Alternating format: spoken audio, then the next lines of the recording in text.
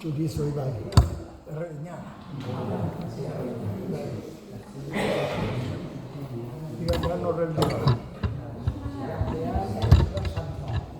Santi? Ez da Ameriketa joan. Ez da Kroazia.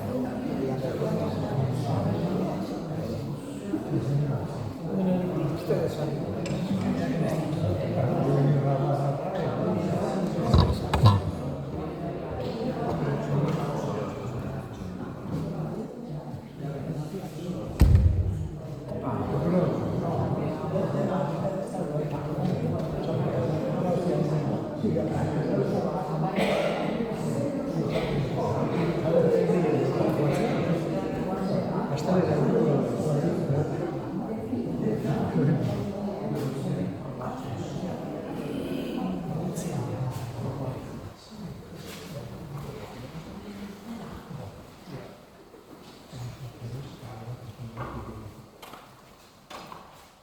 Aitaren eta semearen eta Espiritu Santuaren izenean. Amen. Jaun zuekin. Senideok, aitor izan gumiltasunez gure pekatuak, misterio santuak behar bezala ospatu behar izateko. Erruki jauna. Erruki jauna. Kristo erruki. Kristo erruki. Erruki jauna. Erruki jauna. Jaiko guztiz atxua eta gure pekatuak barkaturik eraman gaitzat betiko bizitzara. Amen. Jaiko jaunak, gure ama eta erregina egin zenuen zure semearen ama. Guztuaren otoitzez eta laguntzaz, zure semea lapez zorionak izan dezala zeruetan. Zure seme Jesu Kristo jaunaren bitartez, zure egin eta Espiritu Santuarekin, jaiko eta errege bizi baita, gizaldi eta gizaldietan. Amen.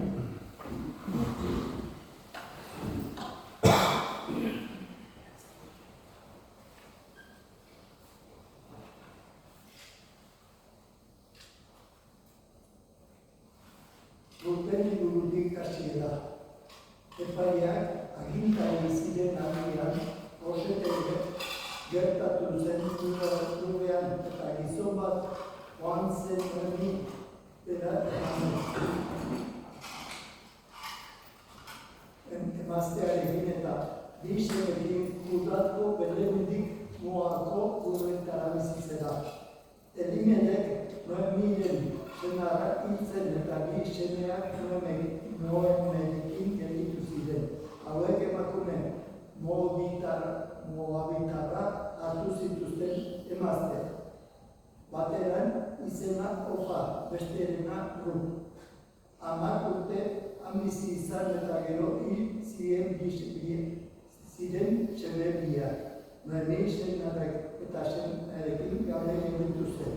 Noemi jakin zuenean, jauna bere herriari begira honez begiratu eta argia eman ziola, abiatu zen biek eraiekin Moabeko lurraldetik bere herrialdera. Gero Orfak Noemi desakatu zuen eta bere herrira itzuli zen. Rut berriz amagiarekin gelditu zen. Noemik esan zion, zure koinatar bere herrira itzuli da eta bere jainkoiko arazoa zu ere harekin. Rutek erantzun. Ez zaidazu esan berriz zu utzik joateko. Zu zoazen tokira joango naiz ni. Eta zu bizitzen tokian biziko. Zure herria da nere herri. Eta zure jainkoikoa nere jainkoiko.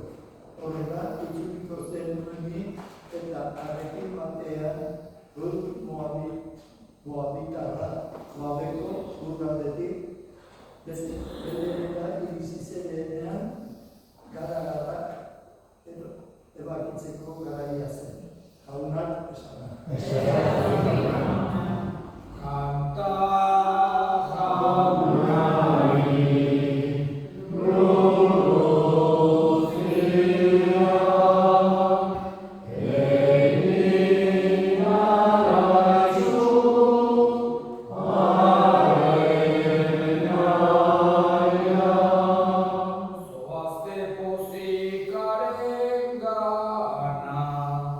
Gora ta gora, hari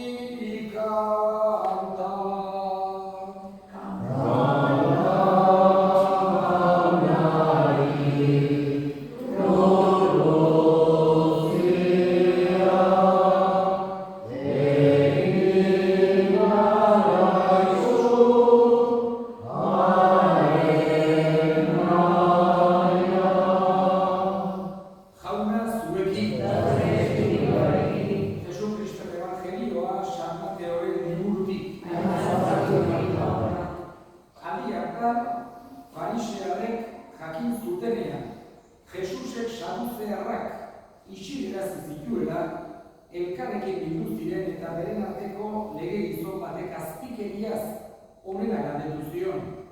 Maixu, zein da legeko agindurik nagusiena? Harek erantzun zion, maita ezazu jauna, zure jangoikoa, bihotz bihotzez, gogoz, adimen osoz, hau da agindurik nagusiena eta lehenengoa, eta bigarrena horren parekoa da, maita ezazu lagun urkoa zure burua bezala. Bi agindu horietan dute oinarri lege osoak eta profetek. Jaunak, esana?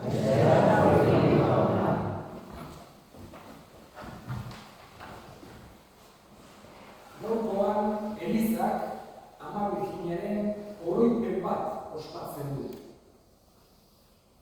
Oain dela astebete ospatu ginen Ama Birjinaren zeruratzera, edo zerurutara jasoa izan duzela ospatu ginen. Eta 8 egunetara Elizak Ama Birjina erregina dela ospatzen du. Hain zuzen ere, hoxera gaurko oroipena. Alde batetik, urtean zehar, erabat enbitzen dugu gogoan gure zeruko ama. Eta liturgiak hori ere isladatu egin nahi du.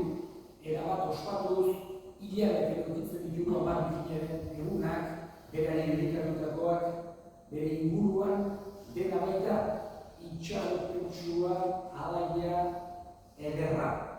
Eta Elizak erabat gogoa edukitzen du Ama Birjina, zeruko ama. Eta gaurkoan erregin bezala. Digamos que es una especie de metáfora en el sentido que en una mentalidad humana, un rey, una reina, es como la persona que gobierna, que manda en un pueblo, en un país, está por encima, digamos, teniendo pues, una posición importante que guía ese país, etc. Luego habrá mejor, habrá peor, pero digamos que la figura del rey, de la reina, evoca eso. Y de una forma metafórica, esa figura se le aplica desde el punto de vista de la liturgia, desde el punto de vista creyente, a Jesucristo. El último domingo del tiempo ordinario celebramos Jesucristo como Rey del universo, porque es el que ha creado el mundo, porque es el que ha redimido con su sangre, y lo consideramos como el Rey Supremo.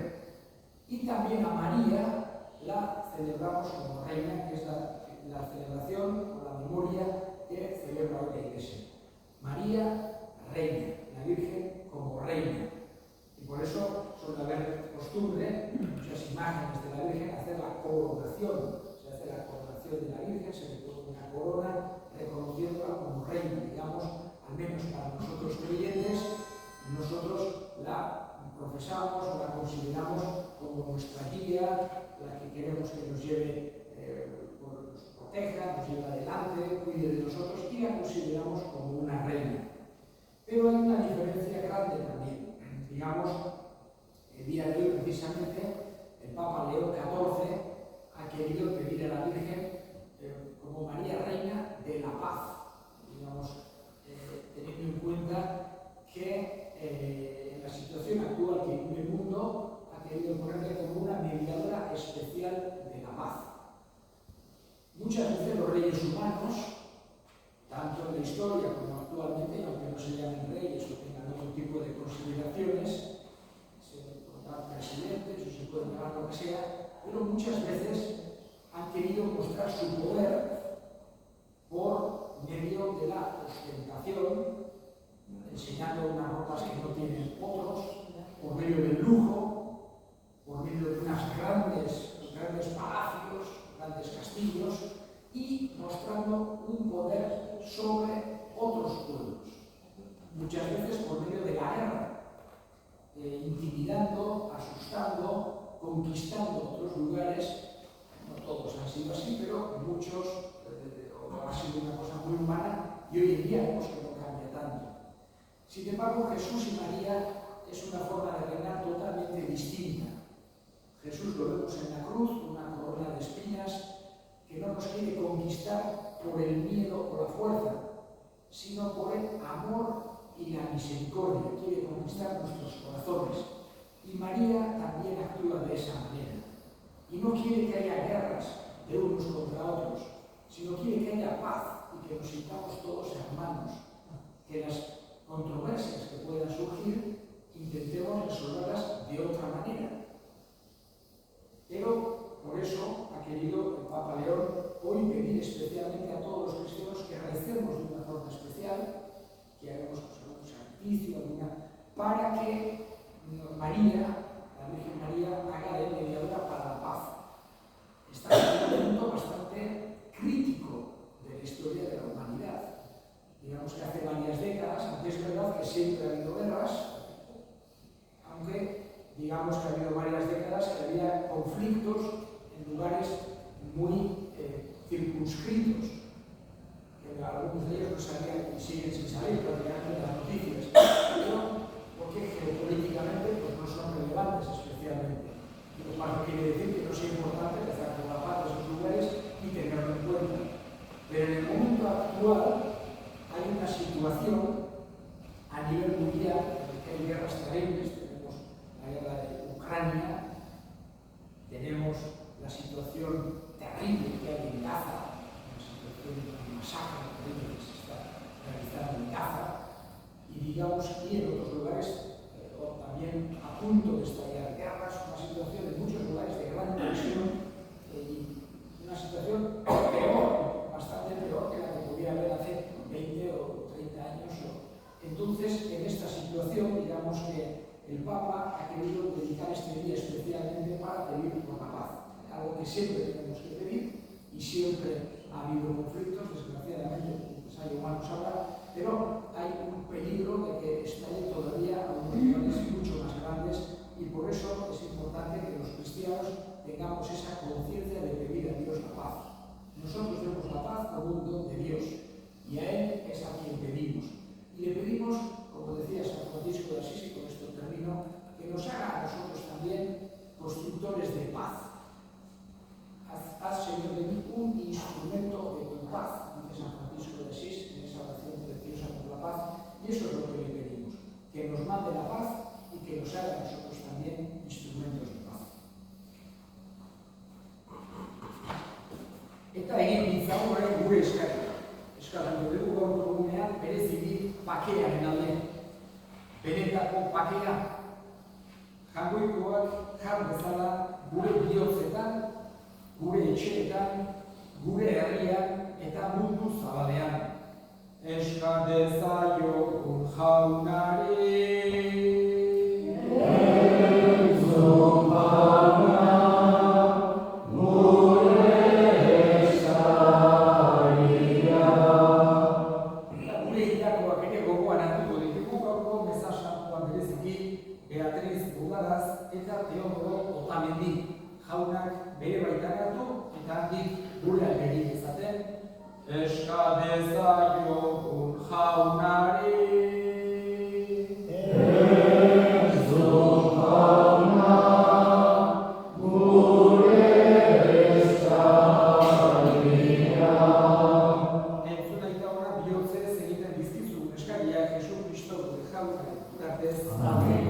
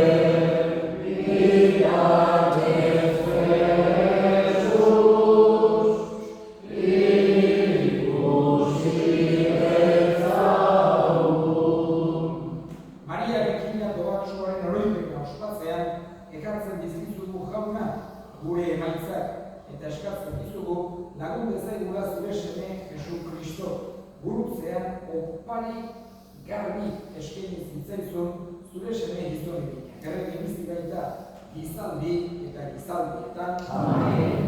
Jau zuekin. Gora bilozak. Eskerrak jangoiko jaunari. Egokia bai eta zuzen nahi eta beti zuri eskerrak jauna eta guztiz sartu jangoikoa guztidu beti horri. Eta zu bereikatzea eta gorestea Maria beti bitina doatxoaren oroipen hau ospatzen dugun egun honetan. Berak sortu du Espiritu Santuaren egitez zure seme bakarra eta bikintasunen ederra galdu gabe berak eman dio munduari betiko garria. Jesu Kristo gure jauna. Beronen bitartez aigeluen zure haundintasuna goresten dute. Espiritu doatxoen zure ospe adoratzen goiko indarrek zuri euskure zagur egiten ostasun berak baititu zerutar guztiak ekartzen. Onar ezazu jauna, haien gorespenekin bat egin ditzadunak ere gure kantu hotxak. Santu, Santu, Santua, nire guztien aiko jauna,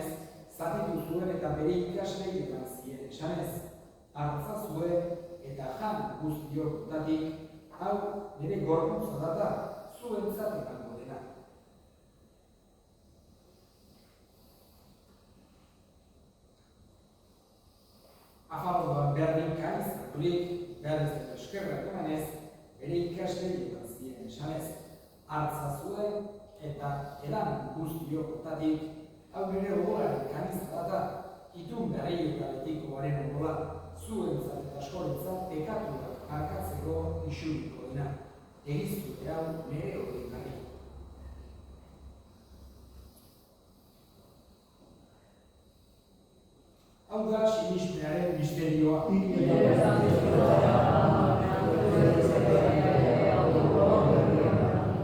Horregatik jauna zure semearen heriotza eta biztuera gogoratuz, biziaren ogia eta salamenaren kaiza eskaintzen dizkizugu zuri eskerrak emanez, aldarean zure sartitzari onartu dituzulago, eta apari eskatzen dizugu Kristoren gorputz-odorak hartzen ditugunok Espiritu Santuak bat egiten zara. Gogoan izan jauna mundu guztian zabaldurik dagoen zure eliza, eramazu, maitasun osora, Leon gure ita santuarekin, Florentzio gure hartzaiarekin eta eliz gizon guztiekin batean. Gogoan izan jauna bizteko itxarotetan joan diren gure semideak eta hildako guztiak. Bereziki, Beatriz, Teodoro, hartzazu zure orpegiaren erditan. Errokizak izkinduaren guk guztiok betiko bizintzen itxidezagun jangoikoaren ama Maria Kolatxoarekin, San Jose bere senarrekin, apostolu santuekin eta gizaldi guztietan zure adiskide izan diren santuekin, haiekin batean gure zentzagun Jesu Kristo zure semearen bitartez. Honen bitartez, honekin eta honengan, zuri eta jangoiko guztutun horre Espiritu Santuarekin batean, osko eta intza guztiak gizaldi eta gizaldi guztietan. Sanbatzaileak aginduta erakutsi jarraituz, Ikur gabe esan dezagun.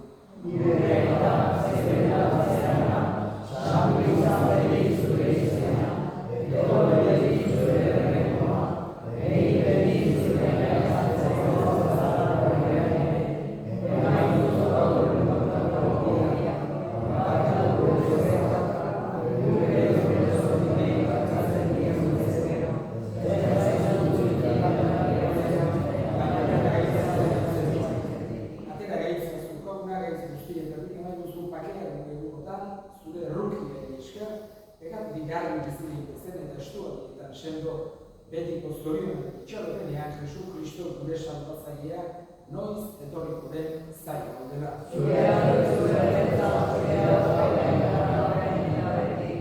Jesu Kristo gure jauna, zuk esana da apostoluei pakea uste dizuet nire pakea ematen. Begira zure elizaren sinismenari eta ez gure pekatuei.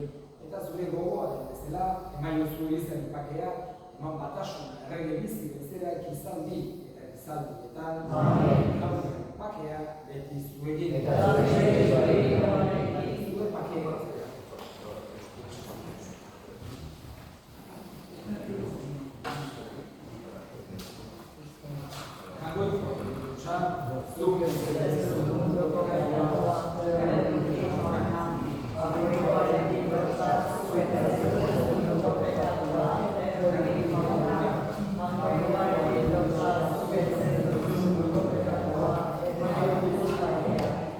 Una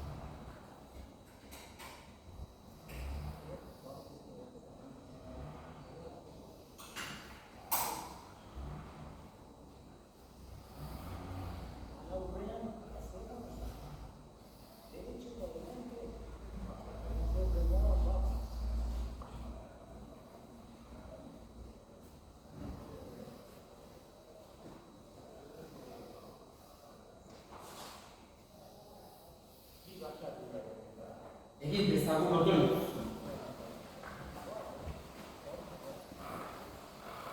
Zeruko sakramentua harturik gauna, apalik eskatzen dizugu Maria Regina Doatxoaren oroipena ospatzen dugunok, betiko afalian maikide izatera iritsi dezagun. Jesu Kristo, gure jaunen bitartez, jaun zuekin, behin kaza itzatela jaiko guztiaduna, aitak eta semeak eta Espiritu Santuak, zoazte jaunaren pakean. Amen.